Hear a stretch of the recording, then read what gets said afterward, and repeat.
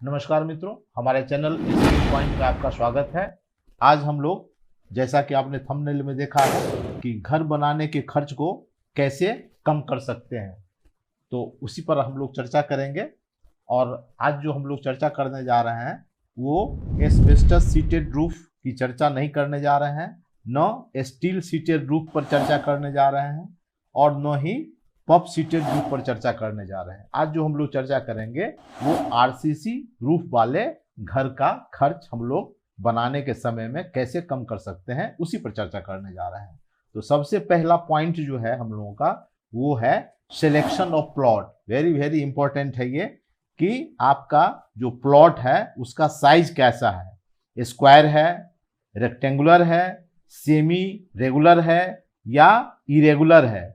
सबसे best plot होता है स्क्वायर, और उसके बाद सेकेंड प्लॉट होता है रेक्टेंगुलर। लेकिन रेक्टेंगुलर प्लॉट यानी कि आयताकार प्लॉट ऐसा भी नहीं होना चाहिए जिसकी चौड़ाई जो है कि दोगुने से अधिक उसकी लंबाई हो जाए। यानी कि अगर 10 फीट चौड़ा है तो लंबाई 20 फीट से ज्यादा नहीं होना चाहिए। और दूसरा पॉइंट है सॉइल। सॉइल हमारा जो है, जिस प्लॉट को हम लिए हैं मकान बनाने के लिए, वो सॉफ्ट है, मीडियम है कि हार्ड है। अगर सॉफ्ट है तो हमें उस पर ज़्यादा खर्च पड़ेगा, क्योंकि फाउंडेशन हमको कुछ ज़्यादा ही स्ट्रांग बनाना पड़ेगा। मीडियम और हार्ड है तो कंपैरेटिवली कम खर्च पड़ेगा।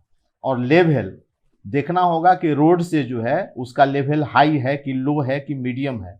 अगर लो है लेवल तो आपका खर्च ज़्यादा बढ़ जाएगा। तो अगर आपका रोड लेवल से ऊंचा जगह का प्लॉट है तो आपका खर्च उसमें कम आएगा। और उसके बाद देखना है कि वाटर लॉग्ड एरिया में तो नहीं है। अगर वाटर लॉगिंग एरिया में है तो वहां भी आपका खर्च बढ़ जाएगा, तो इसको ध्यान में रखना है। दूसरा पॉइंट है selection of engineer and contractor. Engineer का सिलेक्शन आपको करना है आसपास पूछताछ करने के बाद, और दो चार इंजीनियर से बात करने के बाद और 2-4 कॉन्ट्रैक्टर से बात करने के बाद आपको एनालाइज करना है, और उसके बाद डिसाइड करना है कि आप किसके अंतर्गत कार्य करेंगे। इंजीनियर अगर आपको अच्छा मिलेगा तो मिनिमम स्पेस में मैक्सिमम फैसिलिटीज प्रोवाइड कर सकता है। और कॉन्ट्रैक्टर के पास में, अच्छे कॉन्ट्रैक्टर के पास में स्किल्ड लेबर रहता है, स्किल्ड मैसन रहता है, और अदर मिस्त्री भी जो रहता है वो भी काफ़ी स्किल्ड रहता है। तो आपका जो घर बनेगा वो काफ़ी अच्छे ढंग से वो बना सकता है। तीसरा पॉइंट है टाइप ऑफ स्ट्रक्चर। अगर आप 2 मंजिल तक का मकान बना रहे हैं तो आप लोड बियरिंग स्ट्रक्चर ही बनाएं, यानी कि दीवार पर ही पूरा छत का लोड आए, इस तरह का स्ट्रक्चर बनाएं। अगर 2 मंजिल से अधिक का आप मकान बनाना चाह रहे हैं तो आप फ्रेम स्ट्रक्चर यूज कर सकते हैं। फ्रेम स्ट्रक्चर आपको लोड बियरिंग स्ट्रक्चर से कॉस्टली पड़ेगा।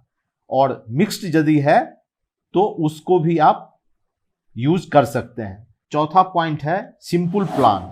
आप जब भी बिल्डिंग बनाएं अपने प्लान को काफी सिंपल रखें, उसमें ज्यादा आर्क का प्रोविजन नहीं करें, बालकोनी या कैंटिलीवर बीम स्लैब का भी ज्यादा प्रयोग नहीं करें।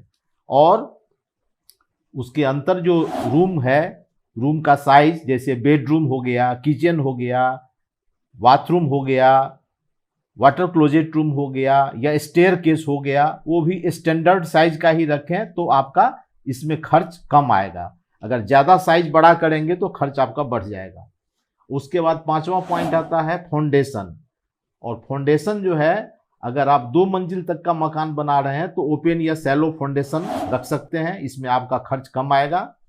और अगर उससे ज़्यादा मंजिल का बना रहे हैं तो आपको डीप फाउंडेशन की आवश्यकता पड़ सकती है, वो सॉइल के कंडीशन के मुताबिक। और नहीं तो शैलो फाउंडेशन में ही फुटिंग और कॉलम का यूज कर सकते हैं।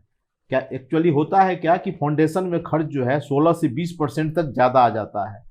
तो फाउंडेशन के लिए जो है आप बहुत ही अच्छे ढंग से इंजीनियर से कंसल्ट करके आपका जो लैंड है उस लैंड में कौन सा फाउंडेशन एप्रोप्रिएट होगा, एप्लीकेबल होगा, उसी के आधार पर आप फाउंडेशन का चुनाव कर सकते हैं। उसके बाद छठा पॉइंट है सिलेक्शन ऑफ मटेरियल। देखिए ये बहुत ही इंपॉर्टेंट है। आपके लोकेलिटी में जो सामान मिल रहा है बिल्डिंग मटेरियल, जैसे सीमेंट है, सैंड है, ब्रिक्स है, चिप्स है, स्टील है, वुड है, पाइप्स है, सैनिटरी फिटिंग वगैरह है, तो ये सब आप लोकल मार्केट में ही थोड़ा सा सर्वे करके, कॉस्ट का एनालाइज करके आप परचेज करेंगे तो आपको इसमें भी कॉस्ट में कमी हो जाएगा। और ब्रिक्स जो है अपने लोकेलिटी के आधार पर आप चूज कर सकते हैं। डबल एसी ब्रिक्स को भी चूज कर सकते हैं, फ्लाई एश ब्रिक को चूज कर सकते हैं, रेड ब्रिक को चूज कर सकते हैं। लेकिन अगर आपका लोड बियरिंग स्ट्रक्चर है तो डबल एसी ब्रिक का यूज आप नहीं करेंगे, उसमें आप फ्लाई एश ब्रिक या रेड ब्रिक का ही यूज करेंगे। अगर ये दोनों जो ब्रिक है, फ्लाई एश ब्रिक और डबल एसी ब्रिक अवेलेबल नहीं है तो आप रेड ब्रिक का यूज करें। थोड़ा कॉस्टली पड़ता है लेकिन ये प्रूवन है और मोर देन 100 ईयर्स से इस पर कोई दिक्कत नहीं आई है, तो आप इसका यूज कर सकते हैं। 7वां पॉइंट है सिविल वर्क। सिविल वर्क में आता है फाउंडेशन का ट्रेंच है, पीसीसी है, ब्रिक वर्क है, आरसीसी है, प्लास्टर है, पेंटिंग है। तो इसमें भी पीसीसी का आप रेशियो कितना रख सकते हैं, मैक्सिमम 1:2:4, नहीं तो उसके आप नीचे रखें, इससे ज़्यादा नहीं रखना है। ब्रिक वर्क आप 5 इंच वाल का कर रहे हैं या 4.5 इंच वाल का कर रहे हैं तो आपको क्या रेशियो रखना है, वो 1:4 तक ही रख सकते हैं। 9 इंच का वाल कर रहे हैं तो 1:6 का रेशियो रखें, 1 सीमेंट 6 सैंड। आरसीसी अगर कर रहे हैं तो M20 से नीचे नहीं करें। प्लास्टर कर रहे हैं तो प्लास्टर 3 तरह का होता है, एक तो स्मूथ वाल पर करते हैं, वो 1/2 इंच यानी कि 12 mm का थिक का प्लास्टर करें। सीलिंग में कर रहे हैं तो 6 mm थिक प्लास्टर करें। और जहां आपका ईंट जो है उबर खाबर है यानी कि एक लेवल में नहीं है तो वहां आप 15 mm से 18 mm तक का प्लास्टर कर सकते हैं। ये तीनों जगह में अलग अलग थिकनेस का प्लास्टर कर सकते हैं। इसमें भी आपका थिकनेस और रेशियो की वजह से आप इसमें बचत ला सकते हैं। 8वां पॉइंट है जो बहुत ही इंपॉर्टेंट है, वो है सुपरविजन का।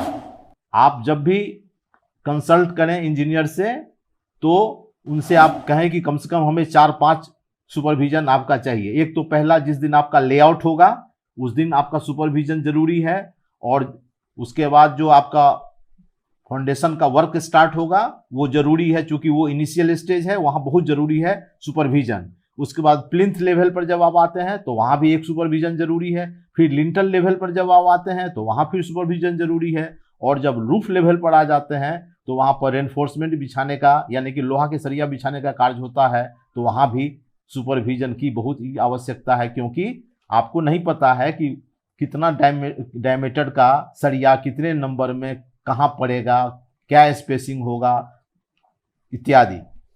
9वां पॉइंट है बोरिंग या मोटर या वाटर पाइप फिटिंग। तो बोरिंग करके समरसेबल भी लगता है और साधारण मोटर भी लगता है, तो और दोनों में काफ़ी अंतर है। साधारण मोटर से लगभग 8 से 9 गुना ज़्यादा कीमत आपको समरसेबल में पड़ जाएगा। तो आपको पता होना चाहिए कि आपको कौन सा मोटर आपके प्लॉट के लिए उपयुक्त है, आपके मकान के लिए, जहां आपका मकान बन रहा है, तो उसी आधार पर आप इसका सिलेक्शन करेंगे तो इसमें आप काफ़ी कॉस्ट की कमी कर सकते हैं। और 10th एंड लास्ट पॉइंट जो है वो है इलेक्ट्रिफिकेशन का।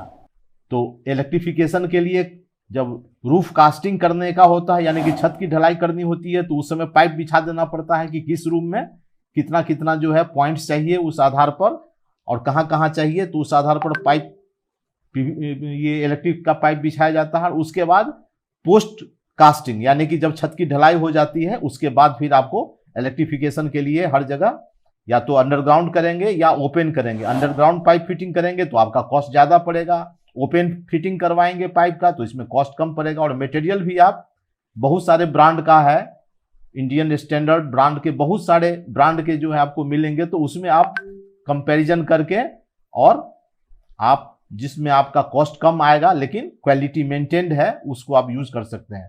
नट सेल में आपको कॉस्ट से कंप्रोमाइज करना है, क्वालिटी से कंप्रोमाइज नहीं करना है।